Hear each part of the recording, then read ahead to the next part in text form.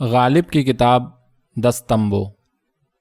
دیباچہ عظیم طاقت کا مالک ہے وہ شہنشاہ جس نے 9 آسمانوں کو بلند کیا اور 7 ستاروں کو روشنی عطا کی۔ بڑا صاحب علم ہے وہ خدا جس نے جسم کو روح سے سرفراز کیا اور انسان کو حکمت و انصاف کی دولت بخشی، جس نے مادے اور وسائل کی مدد کے بغیر 7 زمینوں اور 9 آسمانوں کو پیدا کیا۔ مشکل اور آسان کاموں کا بن جانا، اس سلسلے میں راستے کی معمولی یا غیر معمولی رکاوٹوں کا دور ہونا، ان سب امور کو ان کی رفتار و اثرات سے متعلق کیا۔ خدا نے ان ضابطوں کو اس طرح مرتب نہیں کیا کہ یہ اجرام جو باہم متضاد ہیں، مختلف صفات رکھتے ہیں، ایک دوسرے سے دور دور رہتے ہیں اور کبھی ایک جگہ جمع ہو جاتے ہیں، طاقت کے باوجود فرما برداری نہ کریں اور قوت کار فرمائی اور صلاحیت تاثیر کے باوصف فرمان قدرت کے تابع نہ ہوں۔ تم آسمانوں اور ستاروں کے راز جاننے کا کیا دعویٰ کرتے ہو؟ تم تو ابھی تک چت اور پٹ کے فرق سے واقف نہیں ہو۔ ستاروں کی پرستش نہ کرو، ان کو دنیا کے کاموں میں مطلق صاحب اختیار نہ مانو، کیونکہ ایک آفتاب یعنی خدا بھی موجود ہے جس کی روشنی کائنات کی تمام ظاہر و پوشیدہ چیزوں کو حلقے میں لیے ہوئے ہے۔ اگر زہرہ و مشتری میں سعد ہونے کے لحاظ سے فائدہ پہنچانے کی کچھ صلاحیت ہے تو ہو، اور زحل و مریخ میں نحس ہونے کے اعتبار سے نقصان رسانی کی خاصیت ہے تو ہوا کرے۔ جو لوگ واقف حقیقت ہیں وہ جانتے ہیں کہ نحوست اور برکت اور مسرت و غم کا سرچشمہ کہاں ہے۔ ستارے ایک عادل شہنشاہ کے ملازم ہیں، اس عدالت کے سپاہی کبھی حلقہ انصاف سے قدم باہر نہیں نکالتے ہیں۔ مل جل کر کام کرنے اور کارسازی یعنی تعمیر حکم کے علاوہ ان کو کسی چیز سے تعلق نہیں۔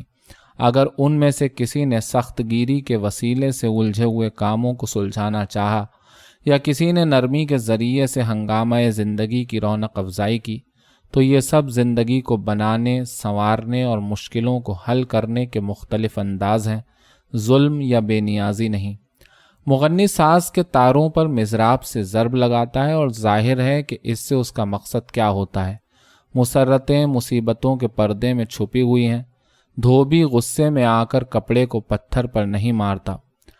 در حقیقت کسی چیز کا فنا ہونا کسی دوسری چیز کے وجود کا سبب بنتا ہے۔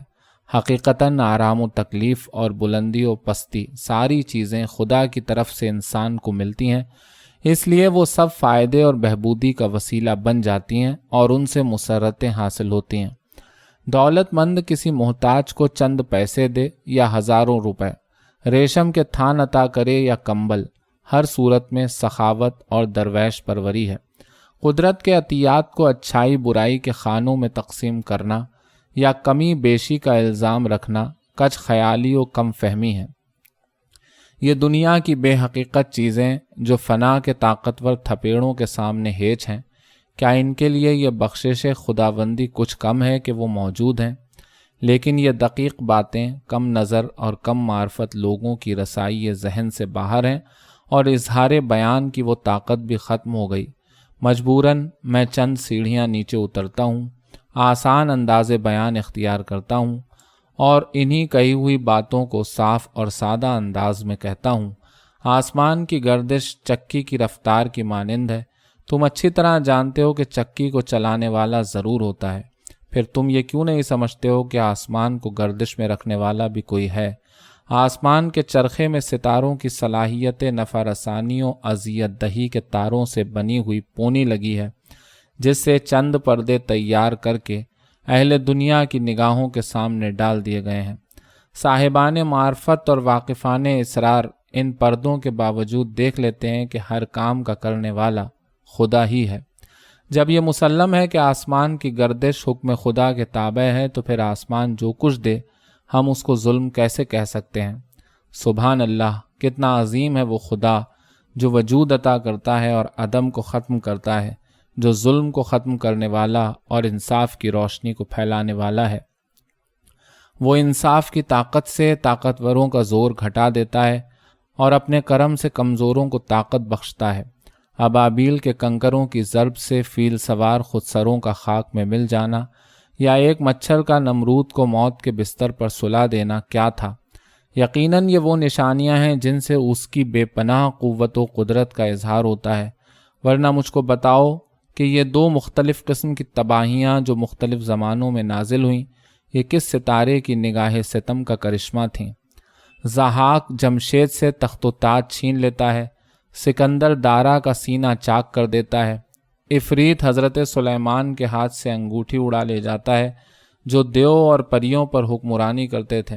تم جزا و سزا کے اسرار سے واقف نہیں ہو، بس آسمانوں اور ستاروں کو ہر چیز کا ذمہ دار سمجھتے ہو۔ خدا جس طرح کائنات کو عدم سے وجود میں لایا ہے، اسی طرح ہر موجود کو فنا بھی کر سکتا ہے۔ وہ خالق جس نے ایک لفظ کن سے سارے عالم کو پیدا کیا، اگر وہ اس عالم کو فنا کر دے تو کس کی مجال ہے کہ چون و چرا کر سکے؟ تمہید۔ اس زمانے میں ہر راگ کا آہنگ اور ہر چیز کا قاعدہ ہی بدل گیا۔ سپاہی سردار سے منحرف ہو گئے۔ سخن ترازی سے کیا فائدہ؟ کہنا چاہیے کہ زمانہ ہی بدل گیا۔ منجمین کا خیال ہے کہ جس زمانے میں ایران کے آخری شہنشاہ یزدجرد کی محفل عیش عربوں کے حملوں سے درہم برہم ہو گئی تھی، اس وقت زحل و مریخ دونوں برج سرطان میں جمع تھے۔ آج کل بھی برج سرطان زحل و مریخ کا مسکن معلوم ہوتا ہے۔ یہ بغاوت، لڑائی، ظلم، خونریزی اور ذلت اسی قران نحس کے اثرات ہیں، لیکن جو لوگ شناسائے حقیقت ہیں وہ اس بات کو کیسے تسلیم کر سکتے ہیں؟ ایران پر عرب کا حملہ بالکل دوسری چیز تھی۔ وہ تو ایک ملک پر دوسرے ملک کے لوگوں کی فوج کشی تھی، لیکن یہاں تو فوج نے اپنے سرداروں سے بغاوت کی ہے۔ ایران کی قدیم داستانوں سے ان دو لڑائیوں کا فرق واضح ہو جاتا ہے۔ جنگ عرب و ایران اور غدر کا مقابلہ۔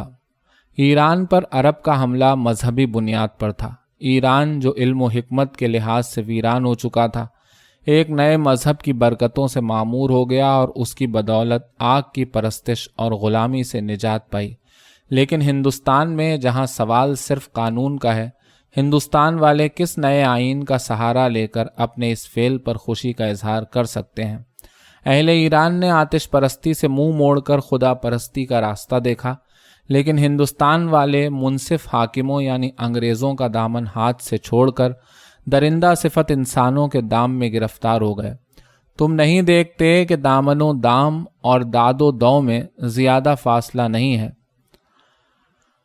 سچ تو یہ ہے کہ انگریزی حکومت کے علاوہ کسی دوسری حکومت میں انصاف کی امید رکھنا بالکل نادانی ہے۔ عربوں کے تازیانے سے جو زخم لگے تھے، وہ مبارک مذہب یعنی اسلام ان زخموں کا مرہم بن گیا تھا۔ اگر ان مصیبتوں کے بعد زمانہ امن و راحت کی دولت بخشتا تو مصیبت زدہ غم و آلام کو بھول سکتے تھے۔ اگر کسی واقف رازو صاحب نظر کے خیال میں اس قیامت کے بعد کوئی راحت ملنے والی ہو تو بتائے اور میرے غمگین اور خوف زدہ دل کو تسکین بخش کر ممنون کرے۔ امن و انتظام کے ذمہ دار ملازمین حاکموں سے بغاوت کریں، سپاہی افسروں کو قتل کریں اور خوشیاں منائیں، اور ان کو ذرا بھی پشیمانی نہ ہو۔ اے واقفان اسرار و عارفان سود و زیاں، یہ سارا ہنگامہ خدا کا قہر ہے۔ ایران کی وہ جنگ اس قدر مایوس کن اور تباہ کار نہیں تھی۔ ساز سے پریشان نغمے اس لیے بلند ہو رہے ہیں کہ عالم اضطراب میں مضراب سے تاروں کو بے طرح چھیڑ رہا ہوں۔ میں اس قدر نافہم نہیں ہوں کہ ستاروں کو روشن ہونے کے باوجود بے نور کہہ دوں، آسمان کو عظیم و بلند ہونے کے باوصف بے سر و سامہ سمجھوں، مخلوق آسمانی کی کارگزاریوں کو جھوٹ سمجھوں، یا ان دو منحوس ستاروں زحل و مریخ کے ایک برج میں جمع ہونے سے آج بھی انہی پرعلام حالات کی توقع کروں جو اب سے 1000 سال پہلے جنگ عرب و ایران کے زمانے میں واقع ہوئے تھے۔ میں جو زمانے کے ہاتھوں ناقابل علاج مصیبتوں میں گرفتار ہوں، یہ مناسب سمجھتا ہوں کہ اس زمین پر بسنے والے جنہوں نے برج سرطان کو نہیں دیکھا ہے اور جو زحل و مریخ کے نام سے ہی واقف ہیں، نہ شنیدہ اور اندیکھی باتوں میں نہ الجھیں، بلکہ یہ سمجھ لیں کہ زمانے نے جس کے سینے میں ماضی و مستقبل کے راز محفوظ ہیں اور اچھے لوگوں کے کام کو بگاڑنا اس کی پرانی عادت ہے، اس امر کو روا نہ رکھا کہ غیر فوج کی دست برد سے دانایان فرنگ کو نقصان پہنچائے، بلکہ اس نے اس گروہ یعنی انگریز پر اسی کی ہر جانب سے آنے والی افواج کو مسلط کر دیا۔ اس کتاب کے پڑھنے والے یہ سمجھ لیں کہ میں نے جس کی قلم کی جنبش سے کاغذ پر الفاظ کے موتی بکھر جاتے ہیں، انگریزی حکومت کے نان و نمک سے پرورش پائی ہے اور بچپن سے ان فاتحین عالم کے دسترخوان سے ریزہ چی ہوں۔ 7-8 سال ہوئے کہ بادشاہ دہلی نے مجھے بلایا اور مجھ سے فرمائش کی کہ میں تیموری خاندان کے بادشاہوں کی تاریخ لکھوں، جس کے عوض 600 روپیہ سالانہ وظیفہ دیا جائے گا۔ میں نے اس خدمت کو قبول کر لیا اور کام میں مشغول ہو گیا۔ کچھ عرصے کے بعد بادشاہ کے استاد کا انتقال ہو گیا اور اصلاح شعر کا کام بھی مجھ سے متعلق کر دیا گیا۔ ملازمت قلعہ کا ذکر۔ میں بوڑھا اور کمزور تھا، نیز گوشہ تنہائی میں بیٹھے رہنے اور آرام کرنے کا عادی ہو چکا تھا۔ اس کے ساتھ ساتھ بہرے پن کی وجہ سے بارے خاطر حاضرین ہو جاتا تھا۔ کوئی بات کر رہا ہے اور میں اس کے ہونٹوں کی جنبش پر نظر جمائے ہوئے ہوں۔ مجبوراً ہفتے میں 1-2 بار قلعے میں جاتا تھا۔ اگر بادشاہ محل سے برآمد ہوتے تھے تو کچھ دیر حاضر خدمت رہتا تھا، ورنہ دیوان خاص میں کچھ دیر بیٹھ کر چلا آتا تھا۔ اس مدت میں جتنا کام مکمل ہو جاتا اس کو اپنے ساتھ لیے جاتا تھا یا کسی کے ہاتھ بھیج دیتا تھا۔ یہ تھا میرا تعلق اور میرا کام، لیکن یہ تیز رفتار آسمان اس خیال میں محو تھا کہ ایک نئے انقلاب کا خاکہ مرتب کرے اور میرے اس سکون و آرام کو، جس میں آسائش و فراغت کا کوئی حصہ نہیں تھا اور جو ہر قسم کی آلودگیوں سے پاک تھا، تباہ کر دے۔ یہ آسمان ایسا ظالم ہے کہ دشمن ہو یا دوست، ہر ایک اس کی تیغ بے پرواہی سے زخمی رہتا ہے۔ 11 مئی سن 1857۔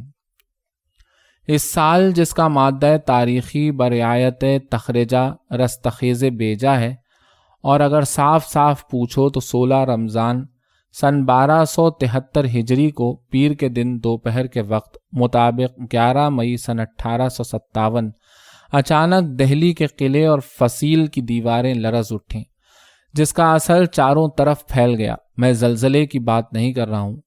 اس دن جو بہت منحوس تھا، میرٹھ کی فوج کے کچھ بد نصیب اور شوریدہ سر سپاہی شہر میں آئے، نہایت ظالم و مفسد اور نمک حرامی کے سبب سے انگریزوں کے خون کے پیاسے، شہر کے مختلف دروازوں کے محافظ، جو ان فسادیوں کے ہم پیشہ اور بھائی بند تھے، بلکہ کچھ تعجب نہیں کہ پہلے ہی سے ان محافظوں اور فسادیوں میں سازش ہو گئی ہو، شہر کی حفاظت کی ذمہ داری اور حق نمک ہر چیز کو بھول گئے۔ ان بن بلائے یا مدعو کردہ مہمانوں کو خوش آمدید کہا۔ ان مدہوش سواروں اور اکھڑ پیادوں نے جب دیکھا کہ شہر کے دروازے کھلے ہوئے ہیں اور محافظ مہمان نواز ہیں، دیوانوں کی طرح ادھر ادھر دوڑ پڑے۔ جدھر کسی افسر کو پایا اور جہاں ان قابل احترام انگریزوں کے مکانات دیکھے، جب تک ان افسروں کو مار نہیں ڈالا اور ان مکانات کو بالکل تباہ نہیں کر دیا، ادھر سے رخ نہیں پھیرا۔ کچھ مسکین گوشہ نشین، جن کو انگریزی حکومت کی مہربانی سے کچھ نان و نمک میسر تھا، شہر کے مختلف علاقوں میں ایک دوسرے سے دور زندگی کے دن گزار رہے تھے۔ ایسے مسکین و صلح پسند جو تیر و تبر کے فرق سے ناواقف تھے اور اندھیری راتوں میں چوروں کے شور و غل سے ڈر جاتے تھے، جن کے ہاتھ تیر و تلوار سے خالی تھے۔ سچ پوچھو تو ایسے لوگ ہر گلی کوچے اور شہر کے ہر حصے میں ہیں۔ یہ وہ لوگ نہیں جو لڑائی کے ارادے سے کمر کس کر تیار ہو سکیں۔ اس کے باوجود کہ ایسے صلح پسند اور خیر خواہ شہر کے ہر حصے اور ہر گلی کوچے میں تھے، اس وجہ سے کہ تیز بہنے والے پانی کو خس و خاشاک سے نہیں روکا جا سکتا، اپنے آپ کو مجبور سمجھ کر ہر شخص غمگین و ماتم زدہ اپنے گھر میں بیٹھ رہا۔ مجبوری و خانہ نشینی، انہی غمزدہ لوگوں میں سے ایک میں بھی ہوں۔ میں اپنے گھر میں بیٹھا ہوا تھا کہ شور و غوغا سنا۔ چاہتا تھا کہ کچھ معلوم کروں کہ اتنے میں شور مچ گیا کہ اندرون قلعہ صاحب ایجنٹ بہادر اور قلعہ دار قتل کر دیے گئے۔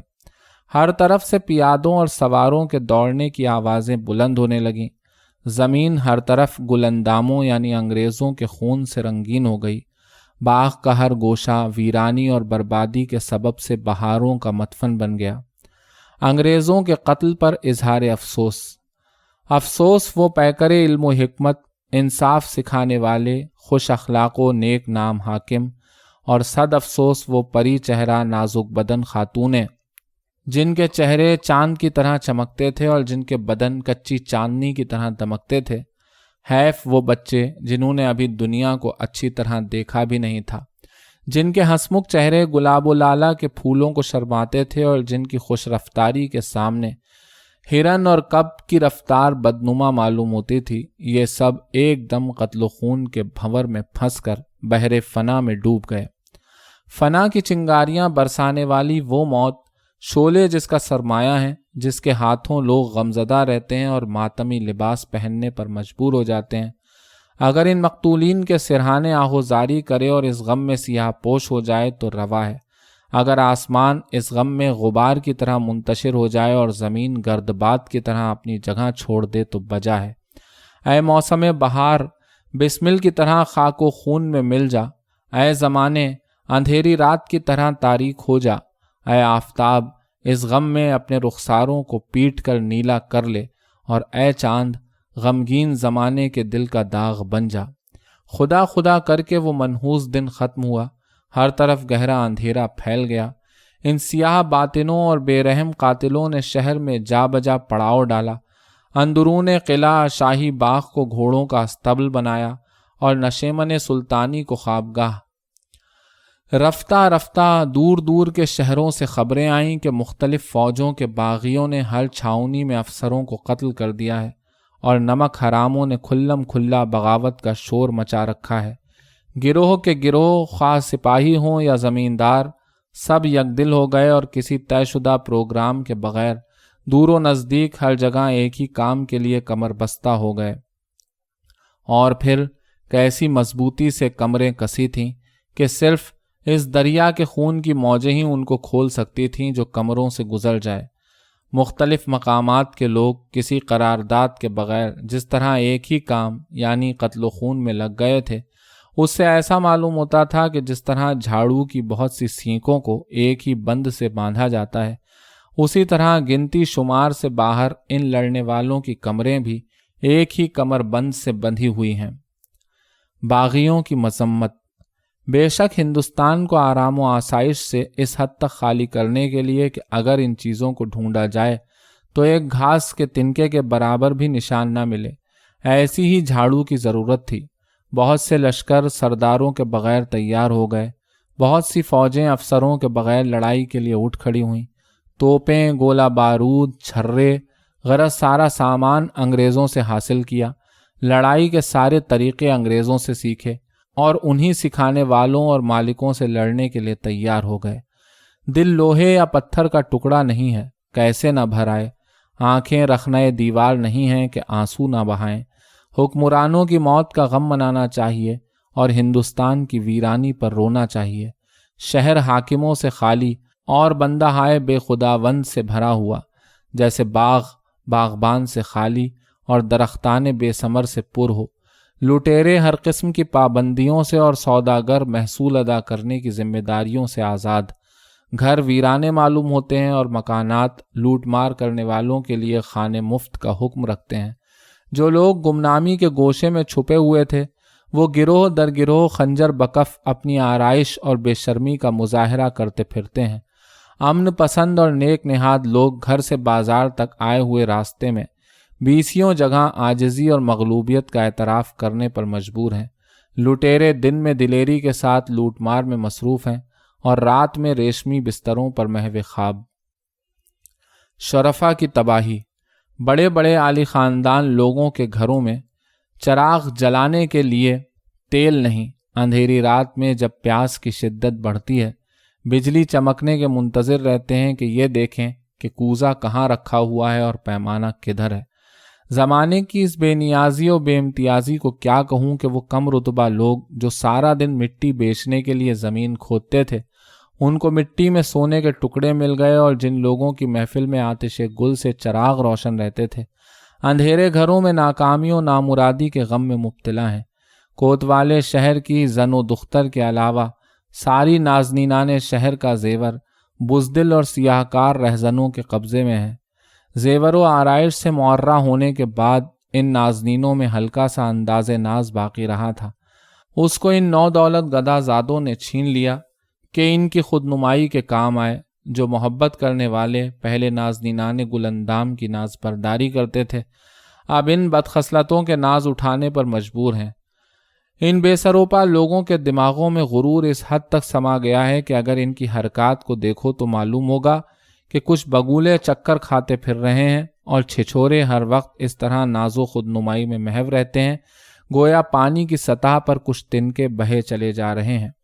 بڑے بڑے عالموں اور ناموروں کی آبرو مٹی میں ملا دی گئی، اور جن لوگوں کے پاس نہ دولت تھی نہ عزت، وہ بے اندازہ زر و جواہر اور عزت و آبرو کے مالک ہیں۔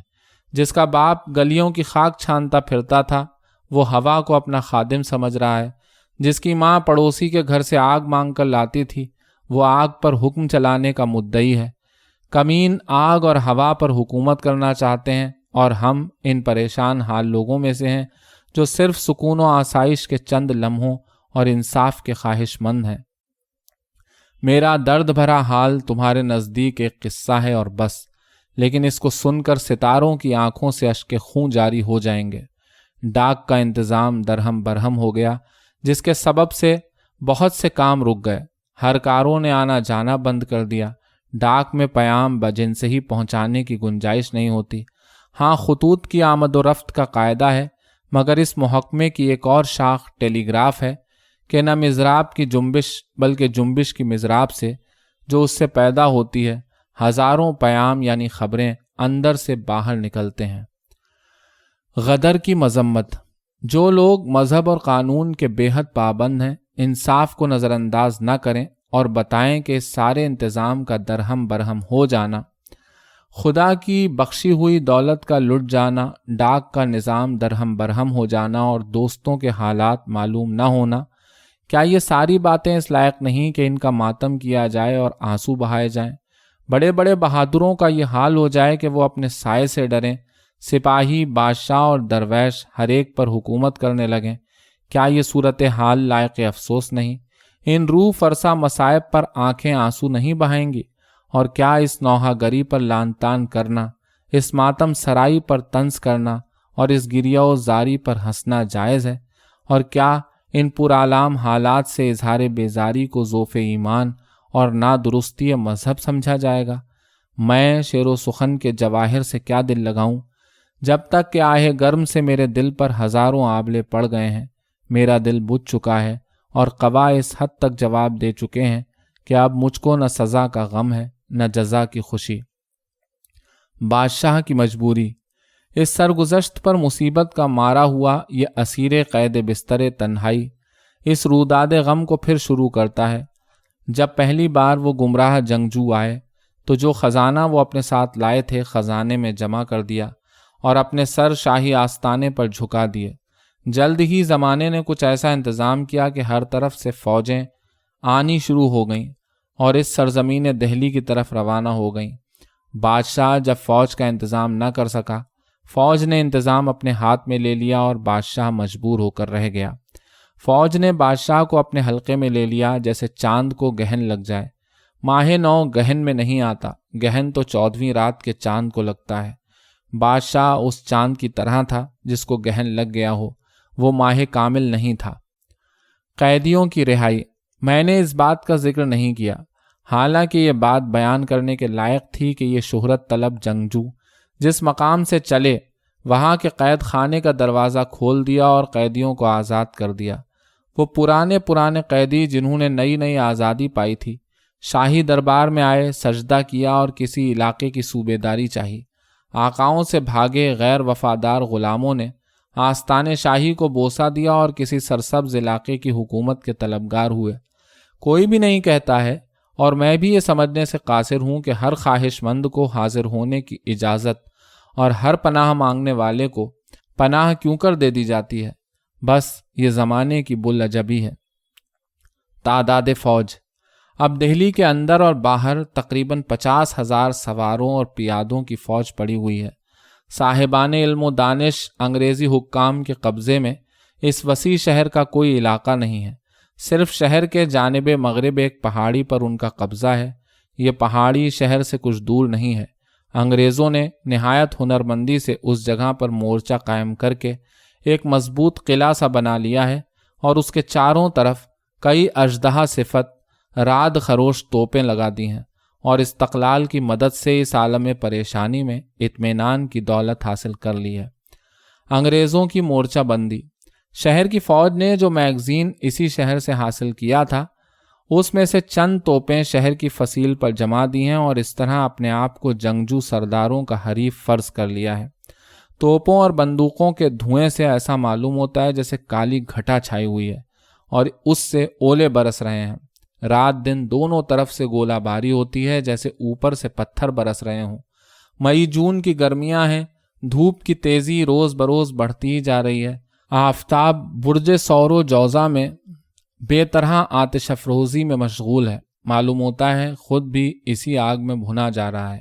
جو لوگ سرد و ہوادار مکانوں میں آرام و آسائش کے ساتھ رہتے تھے دن بھر دھوپ میں جلتے ہیں اور راتیں انہی جلتے ہوئے پتھروں پر پیچ و تاب کے عالم میں بسر کرتے ہیں۔ اسفند یار اس میدان جنگ میں ہوتا تو روئی تنی کے باوصف اس کی ہمت و جواں مردی ہوا ہو جاتی۔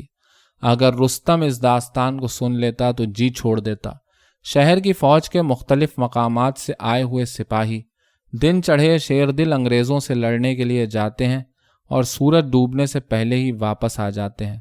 بیرون شہر کی داستان شب و روز تو یہ تھی، اندرون شہر کیا ہو رہا تھا اس سلسلے میں ایک دن کا قصہ سننے کے لائق ہے۔